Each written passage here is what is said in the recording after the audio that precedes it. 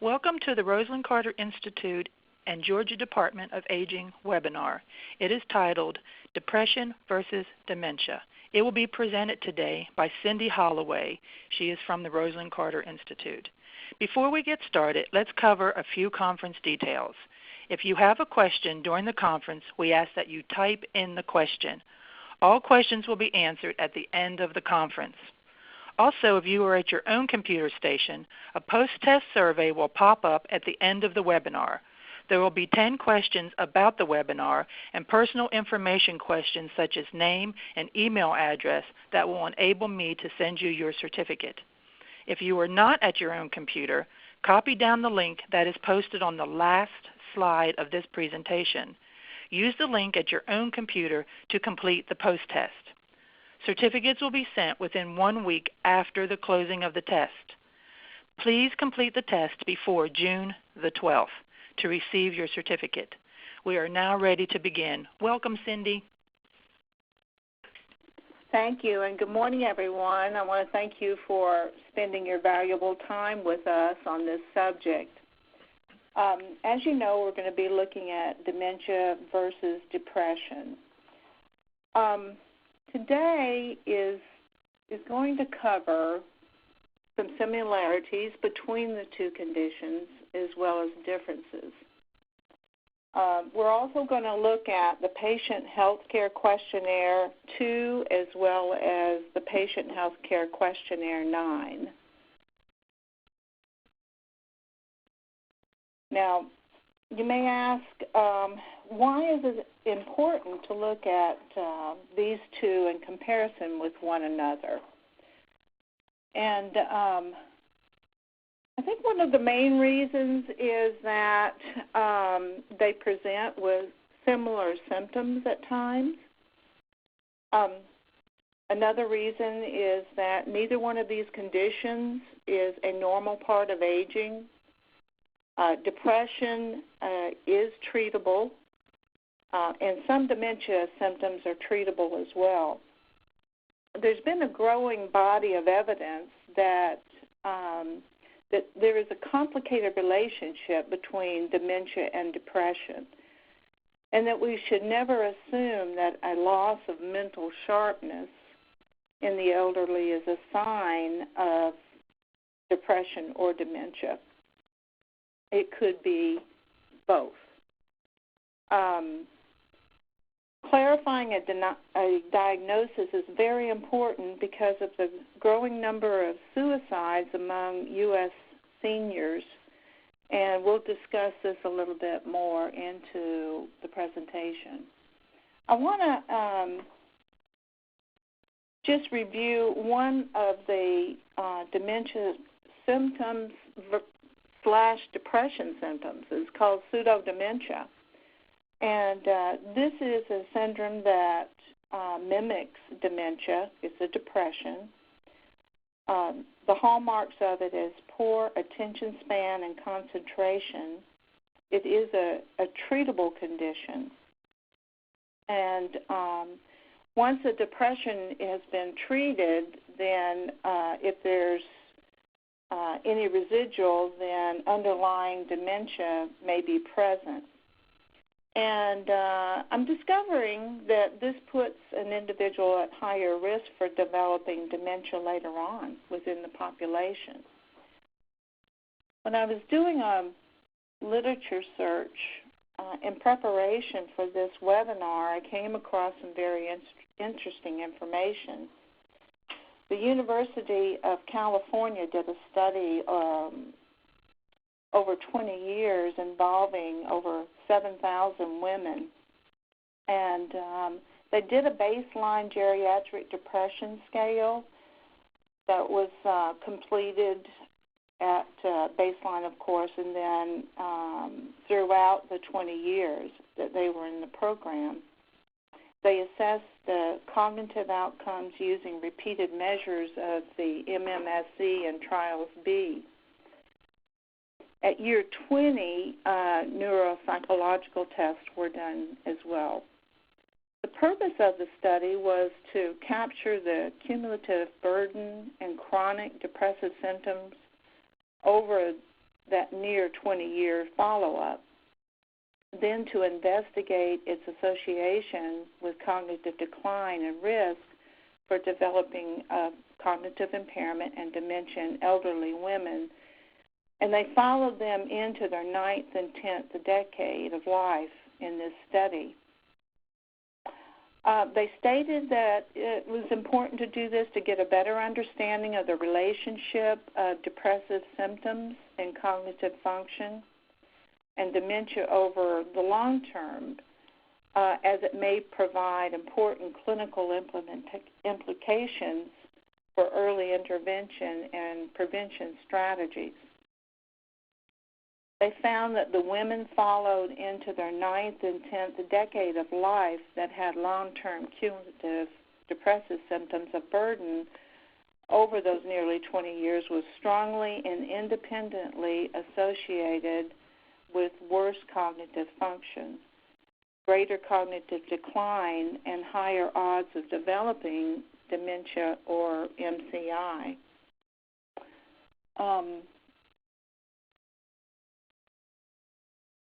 In conclusion, the older adults with a history of depression should be closely monitored for recurrent episodes or unresolved depressive symptoms.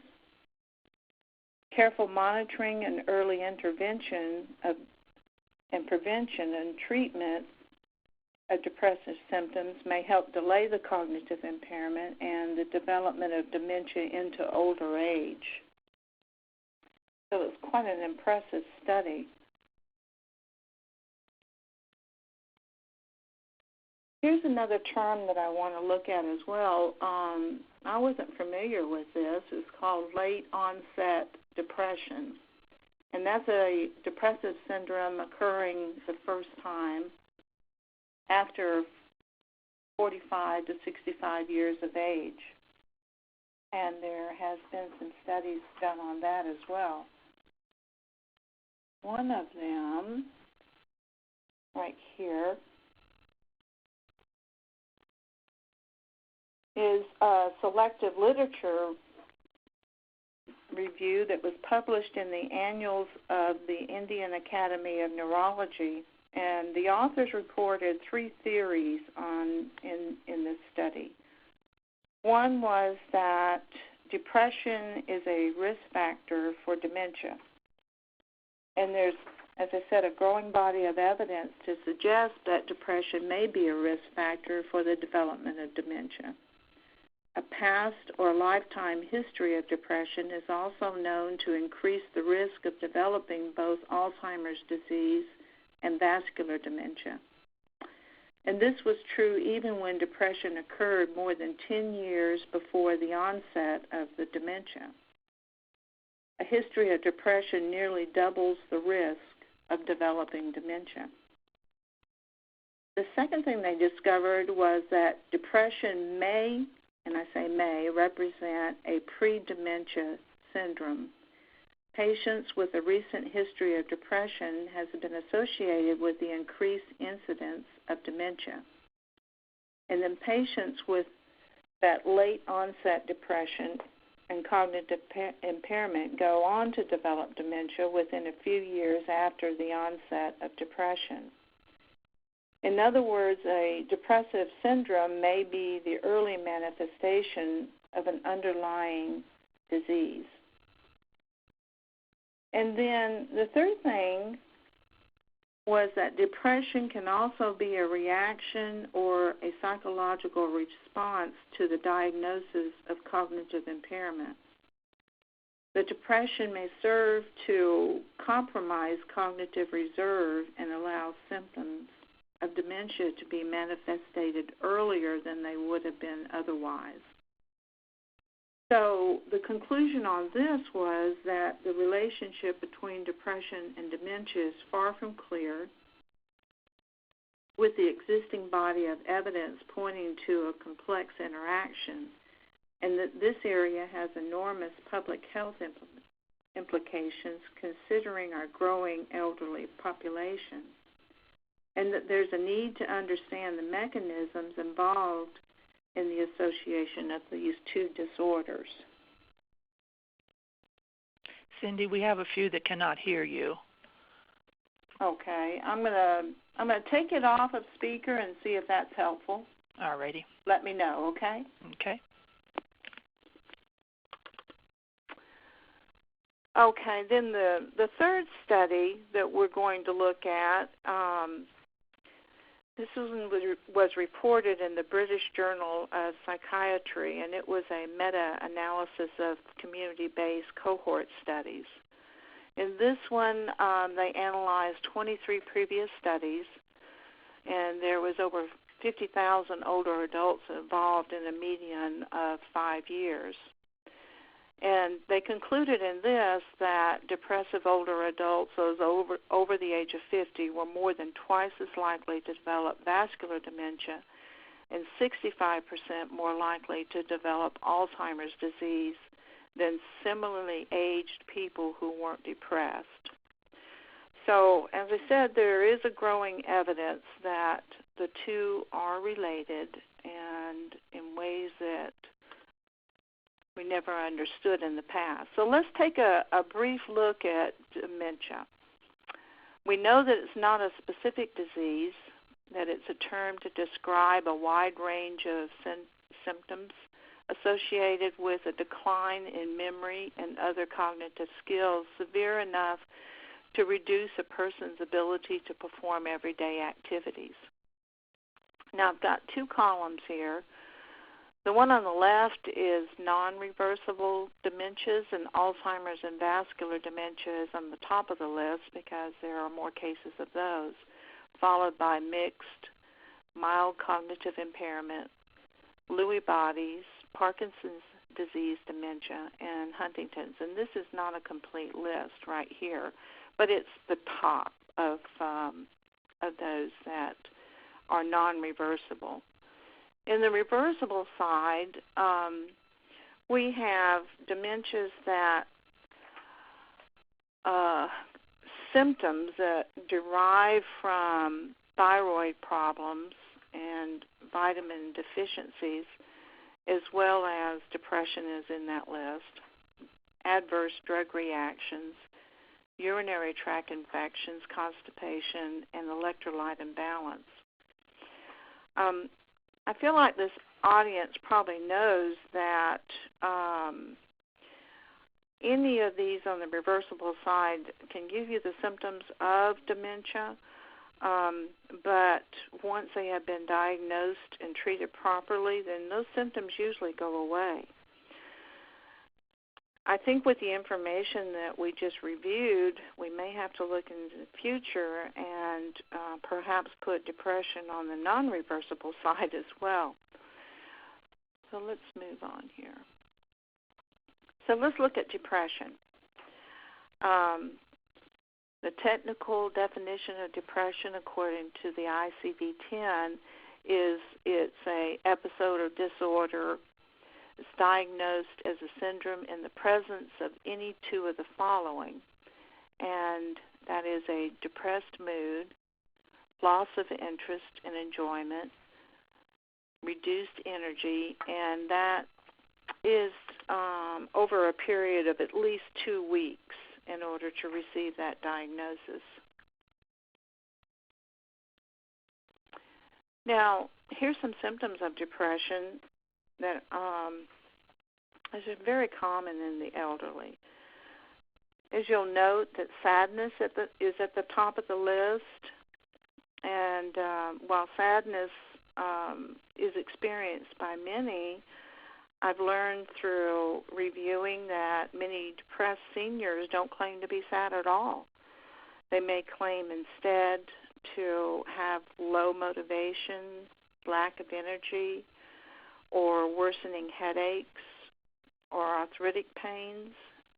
Other clues that may develop are feelings of hopelessness and helplessness, anxiety and worries, memory problems, slowed movement and speech, and irritability, loss of interest in social and hobbies, and neglecting personal care such as skipping meals, forgetting meds, or neglecting personal hygiene.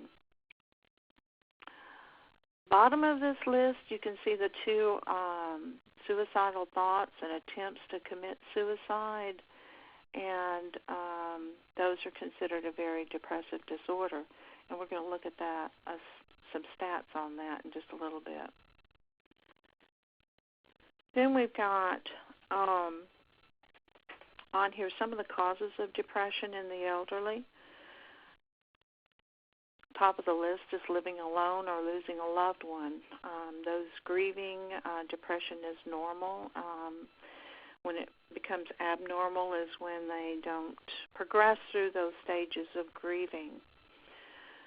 Living with less money, and in our economy, that's pretty common. Then also disabling illnesses, chronic pain, recent surgeries, some medications, and most of the elderly take a cocktail of medications, so it's not uncommon for those to interact and create a depressive mood. Other life changes, and this could be things like losing your driver's license, or having to make changes in your living arrangements. And then at the bottom of the list there is facing mortality as we age.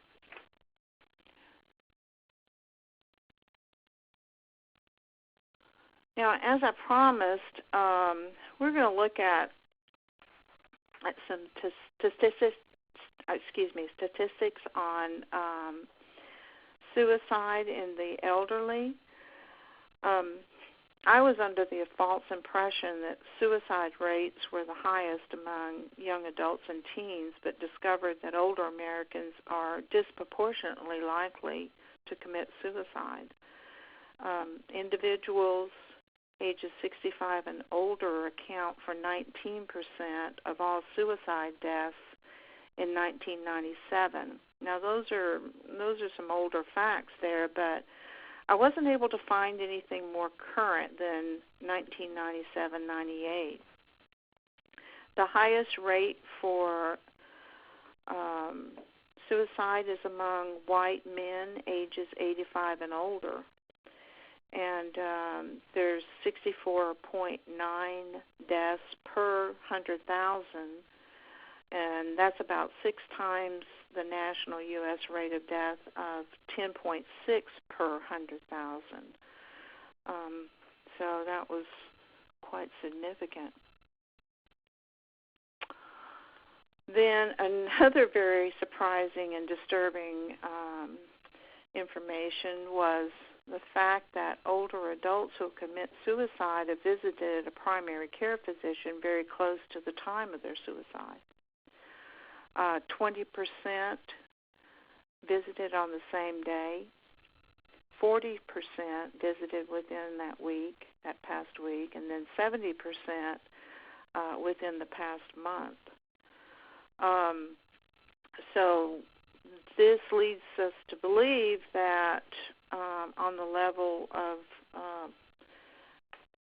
of that type of care, the primary care physicians have little time, as we know, to spend with their patients, and it's obvious that there needs to be a diagnostic tool that will be quick and easy for them to identify those that come in that will have that problem. And let's move on. I put together this little chart here of common symptoms between the dementia and depression. And as you can see, under memory problems, dementia and depression are both ticked off. Impaired thinking, impaired concentration, it's a commonality as well. That loss of interest and apathy, social isolation and social withdrawal, sleeping problems, slowed speech and body movement, irritability, agitation, hopelessness, sadness. And the only one that was not common among dementia and depression is the thoughts of suicide. In my experience in working with individuals who have been diagnosed with Alzheimer's or another dementia, it's usually early on, in the early to middle stages of the disease, that they have depression if they're going to have it. And when it moves on into the later stage, then they've gotten to the point to where they've forgotten what they forgot. So it's usually not a problem after that. Okay. And then here's some characteristics and how they differ between dementia and depression. The onset of dementia is usually months to years. This is a slow progressing disease. The average is about 8 years. In depression, the onset is weeks to months. Then in mood fluctuates in dementia. In a person who is depressed, it's usually consistently low or apathetic. The course of the disease in dementia is chronic. It's a slow deterioration over time. And then in depression, it's chronic as well, but often responds to treatment. Self-awareness, for those with dementia, they're likely to hide or be unaware of their cognitive deficit. And in depression, they're likely to be concerned about their memory impairment. If they are suffering from loss of memory due to loss of concentration, then this becomes a concern for them. In activities of daily living, a demented person may be intact early on, and then that impairment usually develops as the disease progresses. Those with depression may just neglect basic self-care from the beginning. Then in instrumental activities of daily living, the demented person may be intact early and then impaired before ADLs as disease progresses. And then in depression, it may be intact or impaired. So I was asking myself the question is how does a geriatric psychiatric professional tell the difference between the two conditions? Because there seems to be some very fine lines that are blurred here. And I came up with this information. In memory, the demented person will have chronic problems storing new information. A depressed individual will have occasional memory lapses or trouble in concentrating. And that can make their mood worsen. But people with Alzheimer's disease consistently have trouble storing new information, such as the recent visit of a close relative or what they ate for dinner, and they may not even remember that they've had dinner at all. In orientation, under dementia, they tend to be confused in orientation. A depressed person will generally be intact in that area. They'll know person, place, and time, and so on. In language, dementia is usually affected. In depression, it's usually not affected, but their speech may become slowed because of the stressors that they are under. Then use of familiar objects.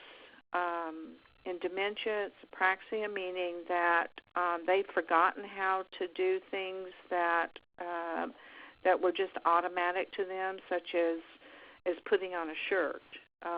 this may become complicated and overwhelming, as an example. And then with a person with depression, that's usually not the case. Negativity. In the beginning, someone who suspects that they have a memory problem or diagnosed with a memory problem will tend to cover up or have a spouse or partner who will assist them in covering up. In depression, it's usually found to be just the opposite. They'll have a negative spin on anything and everything within their surroundings. So we're going to look at two depression screeners. This is the Patient Healthcare Questionnaire 2, and then we also are going to look at the Patient Healthcare Questionnaire 9 as well. The 2, as it says, is an ultra brief screening tool, and it is actually question number 1 and 2 of the PHQ-9. It is just asking for the frequency of depressed mood over the last 2 weeks, and it does not go into establishing a diagnosis, nor is it sensitive enough to monitor the depressive severity. A score on this of 3 or greater indicates that a person needs to go on to a more sensitive tool, which would be the PHQ-9 on that. And here is the PHQ-2. As you see, it says, over the past 2 weeks, how often have you been bothered by any of the following problems? And the answer categories is not at all, several days, more than half the days, or nearly every day. Question 1 is little interest or pleasure in doing things. And question 2 is the one that's sensitive for someone who may be having thoughts of suicide, feeling down or depressed or hopeless. If they score a 2 or 3 on that, then that indicates, according to the literature on this screener, that it's time for them to have a more serious intervention.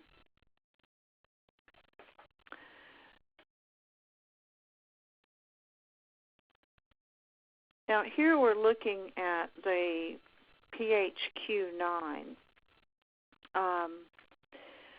This one was originally developed out of a 27-item screener that Pfizer sponsored a study on this because they were looking for a tool that would be brief, that could be used by primary health care physicians and other clinicians as well. And so they did a study, actually 2 very large studies. They did it with 3,000 general intern medicine and family practice clinics. 3,000 participants from the general intern medicine and family practice clinics. And then also another study with 3,000 from OBGYN clinics. And so this one, that's how this came to be developed. Looking for a need to have a shorter screening tool in order to help those that were having this problem. As you can see, they're asking the questions over a time period of the past 2 weeks. And the answer categories is basically the same, not at all, several days, more than half the days, or nearly every day. And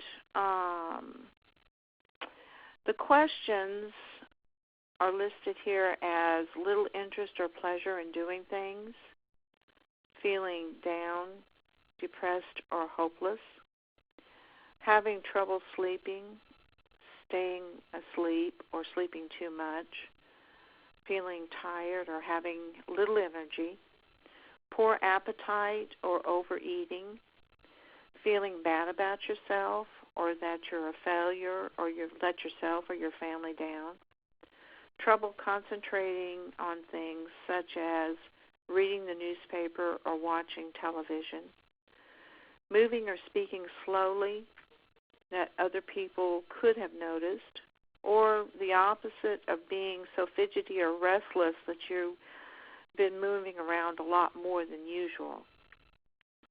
And then question number 9, very significant, thoughts that you would be better off dead or hurting yourself in some way. And then on the scoring side, you can see that there's shaded areas. More than half of the days is shaded. Nearly every day is shaded on each one of these questions. But on question number 9, several days is shaded. And those are the triggers there that they need to move on for an intensive intervention. Now, if there are any answers in this shaded area, then you move down to number 10. If you've checked off any problem, how often have these problems made it for you to, I think that they left out difficult for you to do your work, take care of things at home, or get along with other people. And then it says not difficult at all, somewhat difficult, very difficult, or extremely difficult. And if you're moving down to question number 10, too, then that gives you a more sensitivity to the answer of more than half the days or nearly every day. On the scoring of the PHQ-9, 0 to 4 is none or minimal. And then 5 to 9 is mild, which indicates that a professional would be watchful, waiting, and repeat that PHQ-9 at a follow-up visit. 10 to 14 is considered moderate, and a treatment plan considering counseling, follow-up, and or medication is indicated. 15 to 19 is moderately severe. Active treatment with pharmacology or with psychotherapy is indicated. And then 20 to 27 is severe. Immediate initiation of pharmacotherapy, and if severe impairment or poor response to therapy, then referral to a mental health specialist. So this is very distinct in laying out what the next step is in the scoring. Here are my references for this presentation, and I want to thank you for attending. And we have a lot of time for questions here, so I want to give everyone an opportunity. Okay, Cindy, thank you very much for that. And we do have a question from Dina. What resources are there for farm, whatever that word is, and are there resources that take Medicare and Medicaid? I can answer your question on number 1. There's a very good website. It is the National Institute on Mental Health, and they have some good information there on medications, which ones are indicated for the elderly and which are not, and so I would check into that. Now, resources that take Medicaid and Medicare, I am not familiar with that. I'm sorry. I can do some research on that for you, and if you would like to get in touch with me, then I'll be very happy to do that. Okay. Does anyone else have any questions? We still do have some time. And while we're waiting, I just wanted to remind everyone that this will be archived on the Rosalind Carter Institute website. You go under the Resources tab, and then you go to the GDAS sidebar, and all of our webinars are there. And you just click on the one that you want to view again, and it will take you right to it. Okay, Lisa, I take that as you're answering yes, that there are resources. Okay, we have a couple more questions. If you are on medication for depression, does it lessen your risk for dementia? Everything that I read in these studies, Ms. Williams indicated that it did not lessen your risk for dementia. Okay. Medication would be indicated, of course, to increase the quality of life for that individual, and then also to decrease the risk of suicide. But there wasn't any indication in any of the literature that I read that the medication was going to lessen the risk. One of the studies indicated that the same physical evidence that is found in the brain of a person with Alzheimer's can be found to some extent in the brain of a person with depression. So that was a very good question. I was looking for that everywhere so I could report that there was, some medication that could be taken, or the length of time that the medication should be taken for, but I did not find that in any of the literature. Okay. Our next question is, since many of the symptoms of depression and dementia are similar, how common are dual diagnoses made to address the treatment modalities for both issues simultaneously, that is? It's very, very common. That's why it's important to get a thorough assessment, an evaluation that would be a screener, as well as a good physical to rule out any other causes for the depression or dementia symptoms, whether it be medication or any of those others that I spoke of earlier, such as thyroid condition and so forth. But it is very common, and in one of the studies, it indicated that 50% of those with chronic depression would move on to develop dementia. I'm sure that at some point in time it overlaps. As I said, I've seen that happen with people with dementia that are aware that they are going down that road, and I'd be very surprised if they didn't get depressed about it. So I don't have any statistics on that, but it is very common indeed. Okay. Our next one, on the PHQ-9, how do you tell the difference between responses due to medical reasons versus depression? For example, not sleeping at night, or another example is lack of energy. The Patient Health Questionnaire 9 is not sensitive enough to tell the difference between those two. What it does indicate is that there is a need to investigate further. So if you have, if there is someone who has done poorly on that, then it would certainly indicate that they do need to get a full medical workup. A full medical workup is indicated if depression is suspect as well.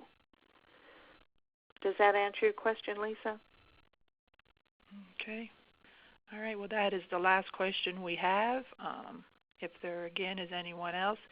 As you can see, I have put the slide up. Lisa has answered yes. It does answer her question. As you can see, I've put the slide up for those of you that want to take the post-quiz. And as we shut down, it should pop up for you that are on your own computer.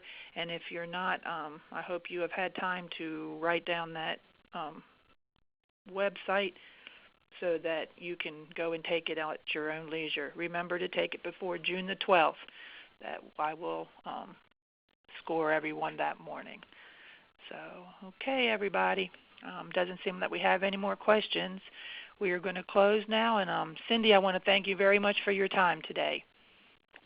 You're very welcome. Thank you for attending. Okay, bye-bye, everyone.